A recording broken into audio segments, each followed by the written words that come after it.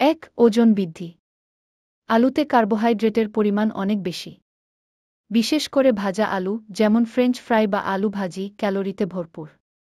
নিয়মিত অতিরিক্ত পরিমাণে খেলে এটি শরীরে ফ্যাট জমাতে পারে, যার ফলে ওজন বাড়তে পারে। ১. ওজন বৃদ্ধি। আলুতে কার্বোহাইড্রেটের পরিমাণ অনেক বেশি। বিশেষ করে ভাজা আলু, যেমন ফ্রেঞ্চ ফ্রাই বা আলু ভাজি, ক্যালোরিতে ভরপুর। নিয়মিত অতিরিক্ত পরিমাণে খেলে এটি শরীরে ফ্যাট জমাতে পারে, যার ফলে ওজন বাড়তে পারে। ২. রক্তে শর্করার মাত্রা বাড়ানো।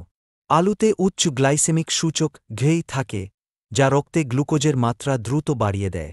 ডায়াবেটিস রোগীদের জন্য এটি ঝুঁকিপূর্ণ হতে পারে। ৩. হজমের সমস্যা। প্রচুর পরিমাণে আলু খাওয়া, বিশেষ করে চর্বিযুক্ত রান্নায়, হজমের সমস্যা, গ্যাস্ট্রিক অম্বল, পেট ফাঁপা সৃষ্টি করতে পারে। এটি পেট ভারী করে তোলে এবং কোষ্ঠকাঠিন্যও হতে পারে। ৪. পুষ্টির ভারসাম্য নষ্ট।